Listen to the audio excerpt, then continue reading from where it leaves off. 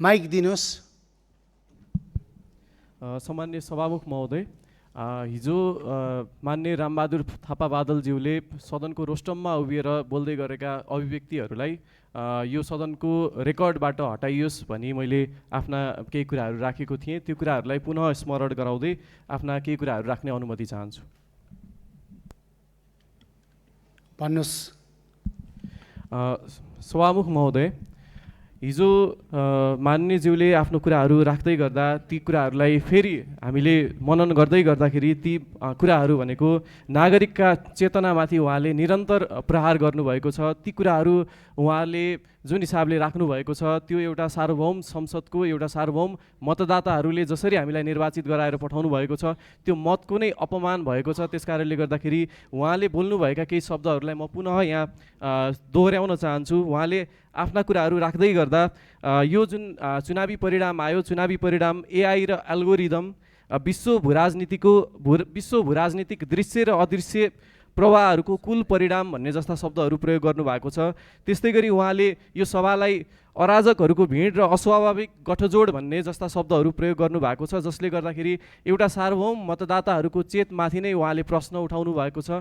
यो अत्यन्तै आपत्तिजनक छ, अत्यन्तै अमर्यादित छ। त्यस्तै गरी उहाँले बोल्दै गर्दा राष्ट्रिय झन्डा ओढेर देश जलाउनेहरू नेपाली सेना किन मूकदर्शक भन्ने जस्ता शब्दहरू प्रयोग गर्नुभएको छ। एउटा राष्ट्रिय झन्डा त्यस्तै गरी नेपाली सेनालाई यसरी सस्तो शब्दमा यसरी चाहिँ विरोधमा यसरी प्रयोग गरिनु अत्यन्तै आपत्तिजनक छ, अमर्यादित छ। एउटा नेपाली सेना भनेको एउटा सम्पूर्ण नेपालीको आशा र भरोसाको केन्द्रबिन्दु रहेको छ। एउटा यो विद्रोहको क्रममा पनि हामीले देख्यौँ नेपाली सेनाले कसरी हामीलाई रक्षा गरेको थियो।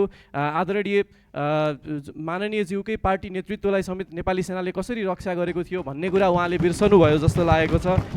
त्यसकारणले कुनै पनि राजनीतिक दलको इसारामा ननाच्नु अथवा चाहिँ कुनै पनि राजनीतिक दलले भनेकै आधारमा केही काम नगर्नु नै नेपाली सेना मुखदर्शक हुनु भन्ने उहाँले जुन हिसाबले कुरा राख्नु भएको छ त्यो अत्यन्तै आपत्तिजनक छ। त्यस्तै गरी उहाँले बोल्दै गर्दाखेरि सभामुखज्यूलाई समेत विवादमा ल्याउने गरेर उहाँले सभामुखज्यूलाई लाचार र नतमस्तक भन्ने जस्ता शब्दहरू प्रयोग गर्नुभएको छ।